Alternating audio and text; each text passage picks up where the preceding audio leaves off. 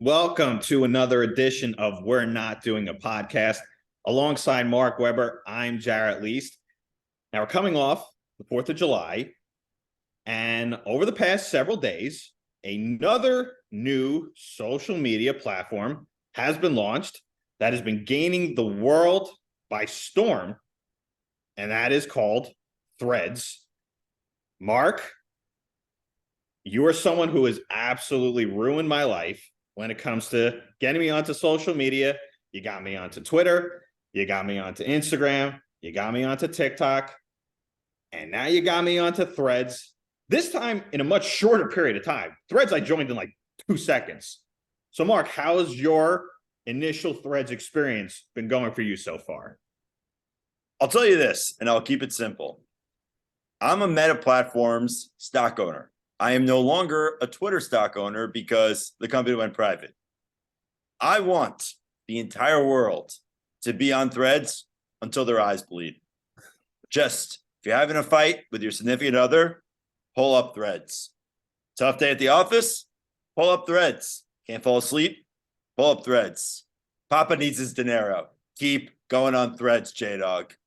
Always talking with the bank account. That's something I absolutely love to hear, Mark. Now, my problem, though, is there's just too many apps for me to press on my phone between going onto TikTok now and Instagram and Twitter and now this goddamn Threads. Where am I getting all this information from? It's just so annoying. I like it so far. It is great because I had a little bit of an issue when it came to Twitter several years ago and don't have as much access to it. But now I get all the access in the world to Threads, but I still check Twitter. There's just too many things to check. So it's got to be one or the other. And, I'm in love with TikTok right now, but Threads has been going pretty good so far. I'm enjoying it. We'll see how it goes. Do you think that this is going to be a big time success, though, for Mark Zuckerberg? I hope it is. And I said why. I really hope it is because Meta Platform stock is absolutely killing it. It's doubled this year alone. And it's probably going to send a whole lot of people to college someday with the way it's going. And hopefully Threads could continue that promise. My big problem with Threads is that they're not really going the path that TikTok went, and they're really going the path that early Twitter went. Because when Twitter first started, it was just kind of, hey, everyone's posting statuses, everyone's posting their community. What makes TikTok such a great app and what makes it the social media that everybody should be copying is that anybody could be a star on TikTok any given day, thanks to hashtag mentions, different filters. Threads needs that. And that's what will make Threads an addicting app, is that if anyone could be a star, because now it's really more, if you're a star on Instagram, you're a star on Threads. If you're not a star on Instagram, you're going to get nowhere on Threads. TikTok, anyone with a smartphone could be a superstar tomorrow.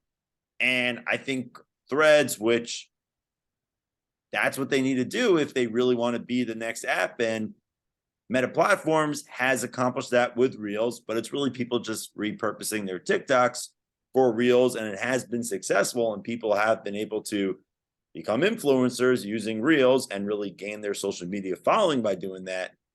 But I don't know why Threads, you wouldn't think to do the same, and that's why Twitter still is the key app when it comes to a relative app, because all you need is a hashtag, all you need is a trending topic, all you need is video. And you could go viral in an hour. I don't know how you go viral on Threads if you're not already an influencer on Instagram. So Livy Dunn tomorrow is a Threads queen. You or I are going to struggle on it, and that may take it away and make us still want to go back on Twitter. Me, not so much. You, obviously. The other thing I was thinking about today also is if Threads becomes a big success story, you could almost make the Social Network 2 the movie, because if you think about it, when Mark Zuckerberg created Facebook, he kind of copied the idea somewhat from the Winklevoss twins, and he made it his own. He made it big. And this could be a same thing from Twitter. It's like, oh, Mark Zuckerberg basically just did copy paste from Elon Musk's Twitter, because Twitter's just going down the toilet right now. And maybe Threads is the next big thing. We'll Who see. plays Elon Musk in the Social Network too? Because Jesse Eisenberg obviously has to come back because he's still a great actor. He's still very relevant, and he will always be the actor who played Mark Zuckerberg. No one else could replace him in that role. Who plays Elon Musk? That would take a lot of deep thinking on my part. Just off the top of my head, even though I don't think he looks too much like him, maybe Leo DiCaprio. Maybe. I don't think that'd be the best option, but that would be another 45-minute episode where we'd have to think who would be playing Elon Musk in a movie. But who do you think potentially? The age doesn't make sense. I've said it for years that I would love Mike Myers to play an Elon Musk type character in a movie because he is kind of similar to Austin Powers and Dr. Evil. And who needs Austin Powers 4 when you have an Elon Musk movie potentially? I would love for that to happen, but I don't know, obviously. I mean, maybe Matt Damon could play that role. You put some weight on him, you use some CGI. I think that would be an ideal fit, but I would definitely see that movie in 2 seconds. Oh, yeah, that would definitely be a must see. So it remains to be seen how Threads will do. Maybe it'll be a big time success. Well, Jared's hoping it's a big time success because he can't go on Twitter. So exactly. So now moving on to a team that we hope is going to be a big time success in the upcoming season. That is our New York Knicks. Free agency got started a week ago. The Knicks have made a couple of nice moves, nothing earth shattering. They went out, signed Donte DiVincenzo to a 4-year, $50 million deal, bringing him from the Golden State Warriors. They also got Josh Hart to opt in to his current deal, hoping he'll be able to sign an extension later in the offseason. And in the process, they traded away a big-time fan favorite in Obi Toppin to the Indiana Pacers for 2 future second-round picks. Now, Mark, my question to you is, do you think the New York Knicks have improved going into the 23-24 NBA season?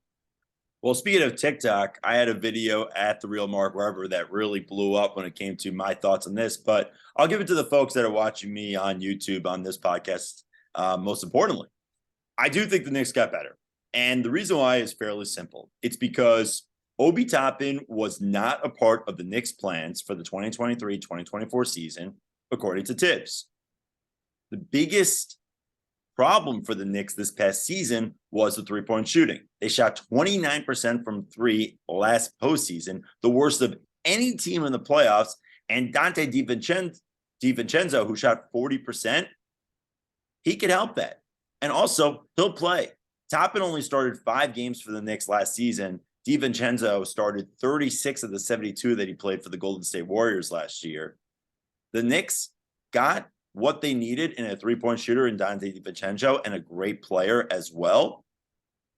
He's going to play. He's a part of next year's roster. Toppin, no one was for certain if he would be. So that being said, the Knicks got better by adding Donte DiVincenzo and subtracting Obi Toppin. 100%, I agree with you because DiVincenzo, he fits the current mold of this Knicks team better under head coach Tom Thibodeau. We love the potential that Obi was able to bring to the Knicks, but it just wasn't in that many minutes. He was only playing 10 to 12 minutes a night. He wasn't a great defender, wasn't a great rebounder. His three-point shooting would come and go. Whereas you add DiVincenzo to the mix, like you said, he shot 39% from 3 last season with the Golden State Warriors. He's been on championship caliber teams. He started 66 games for the Milwaukee Bucks the year they won the title. So he brings that winning pedigree alongside Jalen Brunson and Josh Hart. And the other thing also is when the Knicks acquired Josh Hart before the trade deadline last season, they went on an 8-game winning streak right when they got him. And if they had had him for the entire season, they would have been a team on pace to win 50-plus games. So I think currently this Knicks team going into the season is a 52 to 54 win team that 100% can be a top 3 seed in the Eastern Conference. Now, the interesting thing, though, to me about just the whole rotation with the Knicks and DiVincenzo is not a guy who's getting 10 to 12 minutes a night. He's not just replacing Obi Toppin. So there's a lot of things about this current Knick rotation that don't necessarily pass the smell test in terms of, is this the final roster? Do you think that there could be more potential wheeling and dealing from Leon Rose as this offseason unfolds? Because it just doesn't seem like to me that the Knicks are done. I mean, they can't be done because they need a backup power forward. And I get that you want the best players on the floor at all times. Basketball's changed so much where positions really don't matter as much as they used to be. So whether they need a backup to Julius Randle, that remains a question. I do think that they should get another three-point shooter. It may be tough to find that just given the way that the NBA market moves during the free agent season, but I think another three-point shooter, because you just don't want to depend on DiVincenzo. You don't want to depend on just Quentin Grimes. You need more out there. The NBA is a three-point shooting game, and you want the best out there. And frankly, if you're not going to out-rebound the team, that is how you beat teams in the NBA, is by out-shooting them. And we saw how the Knicks played against Miami when they really couldn't shoot from three, and Miami was able to have so many guys that could, even though they really struggled throughout the season. But you want those guys who can shoot the long ball, and you can't just depend on DiVincenzo to do so. The other thing, though, to me is it's just there's so many guys in this rotation where they're all going to want their minutes. And that's what I was saying. It's just, yes, you're subtracting a guy in Obi Toppin, but he was only getting 10 to 12 minutes a night. That's why I just think that even though it may not be likely, maybe there could be some sort of big-time trade that the Knicks have up their sleeve. Could it be potentially a situation with the Toronto Raptors where you saw Fred VanVleet leave to go to the Houston Rockets? What's the situation with Pascal Siakam and an OG Anunoby? I just think that there's just a lot of guys in this rotation. You can't give each and every one of them 25 plus minutes a night. Yes, the Knicks are going to stick to their 9-man rotation, but maybe there is some sort of sleeper big-time trade that's in the works. Now, it was reported that the Knicks turned down a potential Paul George trade, which I thought was the right thing to do, considering the offer was going to be R.J. Barrett plus 3 first-round picks plus Quentin Grimes. That was just way too expensive for the Knicks to do. But I don't know. I just think that maybe Leon Rose isn't done. Maybe you're always star hungry. And the problem with Leon Rose is that he's not going to make aggressive moves. It's always rumored. Look at the trade deadline. Zach LaVine, everyone was waiting to the last minute and the deal just never went through. He's going to get the guys who don't have the big egos. Jalen Brunson, Donte DiVincenzo, those guys are quintessential Leon Rose signings, not the biggest stars. The only guy that I could really see them ever trading for is Karl-Anthony Towns, just because of his relationship with Leon Rose, as we mentioned in previous episodes. His father's close with Leon Rose. He is from the New York City area, so that does make sense. I think that's the only big ticket name that I could see going to the Knicks, but I think in this time, you definitely need another three-point shooter as insurance. Maybe bring back Danilo Gallinari somehow. That'd be cool. That's a blast from the past. Wouldn't be the worst thing in the world, but remains to be seen what the Knicks do for the rest of the offseason going into the season. Now, we're bringing Bol Bol in. Bol Bol was waived by the Magic. You could get him for cheap. That'd be fun. Yeah, I mean, the Knicks are set at center. They've got Mitchell Robinson. They've got Isaiah Hartenstein. Jericho Sims is still on the roster. Yeah, you can bring basketball's a positionless game, Jared. And Bol Bol is the Costco version of Wemby. Let's make it happen. Call Leon Rose. Find him in Margate and tell him Bol Bol may be the answer for the Knicks. Maybe when I'm down there in a few weeks, if I run into him, I'll throw in a suggestion, even though if I were to see him, I would just say good to see you, even though I wouldn't make any suggestions. But now moving on to a team that we have a lot of high expectations for going into the upcoming NFL season. That is the New York Jets. And it was just reported a few hours ago by Mike Florio of Pro Football Talk that the Jets are gaining serious momentum on adding Dalvin Cook to their backfield to pair with Breece Hall. Now, Mark, my question to you is, do you think the Jets adding Dalvin Cook would be the right move for this team going into the season? Jared, I ask you this. Is the sky behind you black from the nighttime? The answer is yes. They have to get Dalvin Cook. I don't know what's going on in the NFL and running backs. It makes no sense. Dalvin Cook is a top 5 running back in the league. And for you not to go for him when he's going to get cheaper and cheaper the longer he is not signed, it would just be insane not to get him. Top 5 running back in the league. We don't know what Breece Hall is going to be. We don't know what Michael Carter is going to be. This is a team that is looking to not just make the playoffs, but the Super Bowl. You don't want to have your faith in Michael Carter and Breece Hall, who hasn't played a full season in the NFL. Dalvin Cook, if he's available, sign him, sign him, sign him. Get him in a Jets uniform by tomorrow. A top 5 running back in the league. If there is a top 5 player in any position available, you should go after him. The NFL is crazy. Joe Douglas would be crazy not signing Dalvin Cook. I definitely agree with you. And I think if the Jets were to add Dalvin Cook to the mix, this would make the Jets have the best backfield in the NFL. You add him to Breece Hall with a Michael Carter, Bam Knight, rookie Izzy Abanikanda. It would be a dynamic running back room for the New York Jets. And I think what... How would they have 5 running backs play? How would that work? This is more of a technical discussion. I think if the Jets were to add Dalvin Cook, I think a guy like Michael Carter would be on the roster bubble going into training camp. I think there'd be a chance that he could get cut because you just drafted Izzy Abanikanda. He's going to be on the team. I think they like what they saw from Bam Knight. And you have Cook, you have Breece.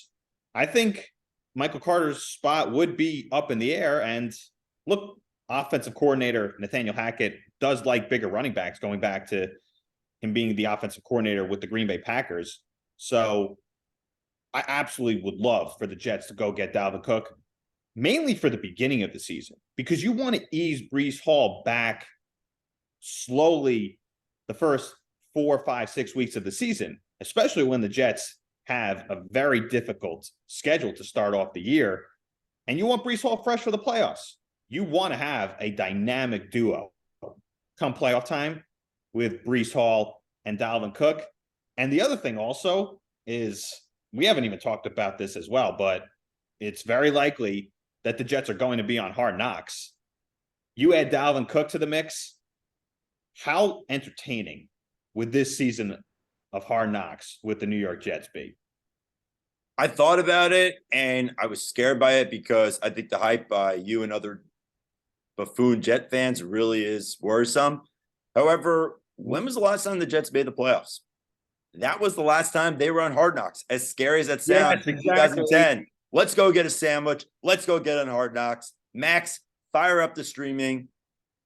Get the Jets on Hard Knocks playoffs. It is just exhausting how the Jets have not been in the playoffs yet. Get them on Hard Knocks, even if they make a mockery of themselves. Get them on Hard Knocks. You put Aaron Rodgers on Hard Knocks, that's going to be the most entertaining aspect of it, because there's going to be a lot of pressure on Robert Saleh because he does have a good personality, but not necessarily on camera. And there's just no way you're going to have many memorable lines from Robert Saleh. And would you say that Rex Ryan said getting a sandwich?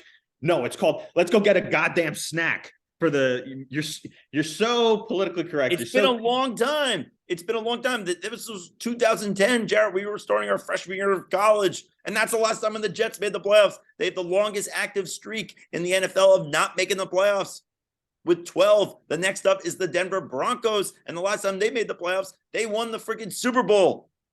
Please put them on Hard Knocks. If that will get them to playoffs, please. I have more confidence in them going on Hard Knocks to make the playoffs than them getting Aaron Rodgers, as crazy as that sounds. Well, I was always trying to convince you before Aaron Rodgers officially became a Jet. I said, don't worry, it's going to happen. And then even when it was being reported, I was like, I have a good feeling that this is going to happen. But I really think that if the Jets are on Hard Knocks, which it's seeming inevitable that they will be, I really think it's going to be the second best Hard Knock season ever, second behind the first Jets one back in 2010 because of Rex Ryan. Rex Ryan just made everything amazing about that season, and it'll be fun to watch. There's a lot of exciting things to potentially look forward to in the upcoming New York Jets season. Now, moving on to a team that just makes me miserable on a daily basis, that quite frankly at this point is irrelevant. That's the New York Mets. But they do have one seemingly bright spot at the moment. That is young catcher Francisco Alvarez. He's hit a couple of big home runs over the past few games in the Mets series against the Arizona Diamondbacks, most notably last night, tying the game when the Mets were down to their final out, final strike. And Francisco Alvarez, he is in a group of a very impressive rookie class this year in Major League Baseball. So I ask you this question, Mark. Do you think Francisco Alvarez is the most impressive rookie in Major League Baseball this season? He's not, but he's one of the most impressive 21-year-olds in baseball ever. Because to be a catcher at 21 years old in the major leagues is just insane. To be a catcher that's 21 years old and have 15 home runs in the major leagues is even more absurd and more rare.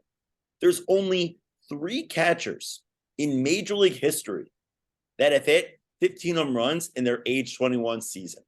And they are the following: Darryl Porter and Johnny Bench. Johnny Bench, who's regarded as probably the best catcher of all time. And Francisco Alvarez is 2 home runs away from being second for the most home runs by any catcher age 21 or younger. Catching is not an easy position whatsoever. Yeah, Alvarez could improve in the field, but his bat, oh my God. And you're comparing him to Johnny Bench? My goodness. He's not the best rookie. He's not the most impressive rookie. That goes to Corbin Carroll of the Arizona Diamondbacks. But for someone his age, and also, here's another fun fact. The last 21-year-olds hit 15 plus home runs in the major leagues: Alvarez, Julio Rodriguez, and Fernando Tatis Jr.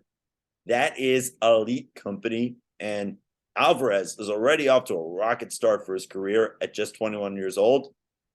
Mets have a lot of excitement for him, which means that something probably terrible will happen to him. But for now, there's a lot of excitement. That is true. There's not a lot of excitement with this team. But the thing that I love the most about Alvarez, he seems to have this big-time flair for the dramatic. He's hit some big home runs for this team in a season that has just been flat out miserable. But when you look back on the 2023 season, some of the most memorable moments will be from home runs from Francisco Alvarez. He had a huge home run several weeks ago against the Tampa Bay Rays.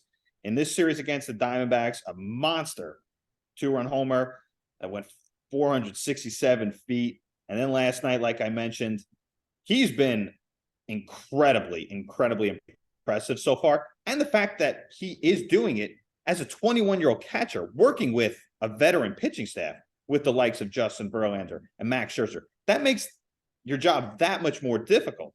But to answer the question, he's not the most impressive rookie because you mentioned it. Corbin Carroll, he's a lock to win NL Rookie of the Year. He's going to finish top 5 in the NL MVP. He's just been absolutely tremendous for them. He's got a 930 OPS. He's 5th in the majors in OPS. He's just been phenomenal. He's fast. He plays a great outfield.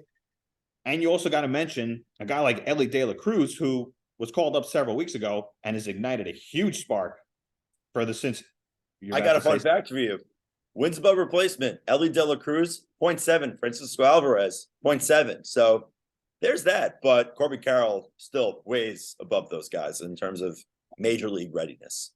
And the thing that you love most about guys like Alvarez and Ellie De La Cruz, they just add so much excitement and juice to the game, especially a guy like Ellie De La Cruz. That guy, I mean, he's just an absolute unicorn when you watch him on a baseball field. He literally looks like he can just do anything out there. He looks like a track star. He really does. It's just an incredibly Have you impressive. seen his brother, Pedro De La Cruz? Pedro De La Cruz is like 5'8", not athletic at all. I mean, it's like twins. It's literally like the movie Twins with Arnold Schwarzenegger and Danny DeVito. It's hilarious. Feel bad for him, but Ellie De La Cruz, when he makes a lot of money, I'm sure Pedro's going to get a nice chunk of that. Yeah, that is absolutely true. But look, it's been exciting for me as a Met fan to watch something positive come out of this 2023 season with Francisco Alvarez. Hopefully he continues to improve and get better, both behind the plate and at the dish. Now, moving on to, we're coming off the 4th of July. Now, I'm sure everybody who's been on social media has been seeing all about Michael Rubin's summer white party in the Hamptons with every star in the world. Did your invitation get lost in the mail this year? It did get lost in the mail. I've been switching addresses, so it did get lost in the mail. So I will hopefully find it next season, and I'll be rocking my all white button down, all white pants, my all white shoes, rocking the shades. Maybe next year, you know what? I'll even rock a pair of grills, so I'll look like the biggest star going into the Hamptons white party. But my question to you, Mark, about this party is, do you just think it's kind of lame how a party of this magnitude, it's posted nonstop on social media, you pretty much know everything about it? Wouldn't it be better to just be at a party where you don't know anything about? Yeah, I mean, it's not a wedding. If you're under 25, if you're over 25 and you're still posting about every 2 seconds of a party that is not a wedding, a major birthday announcement, it's kind of sad to be continuously posting videos on social media of this party. Yeah, it's cool. A lot of celebrities are there, but there's still a lot of weird stuff when it comes to Michael Rubin's parties, when it comes to, oh, you have to bring something in order to be invited back personality wise. They have cuts. They have people that aren't 21 years old. I mean, Charlie D'Amello, however you pronounce her name, the TikTok star, was there last year, and she tripped. It's a little weird, the age gaps between these people. I always assume the best parties are the ones that you and I don't get invited to, and it kind of feels like I was there, and it was fine. I mean, a lot of stars are there. Cool. Michael Rubin knows a lot of cool people. Fantastic. But I don't know. It's gotten to the point where it's kind of lame. Just like, if we know what happens and we don't see anything from under the covers, that's fine, but it's a little too much. It definitely is too much. I mean, you go to somewhere, especially out in Montauk, when, I mean, yes, stuff's displayed on social media from people like us, but those types of events are more fun. Like over the weekend, I was at this place, Talia, in Montauk, which is a great vibe, great music, good times, good drinks, good company. Those are when you have the best times. And when it's all these celebrities. Now, Mark, you have this misconception of me where you think I'm just enamored with being with stars. I really just like reading New York Post page 6 articles about stars. I don't really necessarily care if I run into a star at a restaurant. That's what you say on camera. Off camera, we know you love it. We know you love being a part of the scene. No. I like doing my own thing, but it certainly was a party of who's who's. And segueing into our with it or not with it segment, it was reported from this white party that Kim Kardashian and Tom Brady have been starting to date. They were extra flirty at this party. So, Mark, do you think Kim K and Tom Brady as a couple is with it or not with it? It's not with it. And I gave a lot of thought about this relationship when you mentioned this in the rundown. And I'll say this, and I'll try to be as nice as possible. Tom Brady and Kim Kardashian are in the top 5 of my least favorite celebrities. They are the most egotistical people on the planet. That being said, they deserve each other. Please just date and go away from the rest of society. And I hope we never have to hear about Tom Brady or Kim K ever again. It won't ever happen. We'll hear about it every single day. But those two egomaniacs deserve each other. Sometimes the worst people you know deserve each other. At the end of the day, So, that's what it is. so this is how I know, Mark. You and I spend a lot of time with each other. I was only thinking about you when dissecting this couple. And here's why I think, for your sake, this couple is phenomenal, because anybody who goes near a Kardashian gets their life completely ruined and turned upside down, and it all goes to Yeah, shit. but it's not So fun when Brady's don't you not want playing everything? anymore. Don't you want everything to go poorly for Tom Brady? Everything has been going poorly for Tom Brady. He got divorced. He lost a ton of money in FTX. Oh, it could get worse. It could get worse. Oh, with Look the at you, Kardashians. Kanye West. Tom Brady, for all you know, he could start smoking crack. He could start doing all sorts of crazy shit after all this. Yeah, he got divorced and things are going poorly for him, but things can get a lot worse once you get near a Kardashian. So Maybe you'd be something your to stay invitation away. got lost, because if you start dating the Kardashians or Kim K, life could have been pretty bad. We would get a lot more views on this podcast, but I don't think you'd be too happy. That is Maybe you true. meet Lamar Odom though. Yeah, exactly.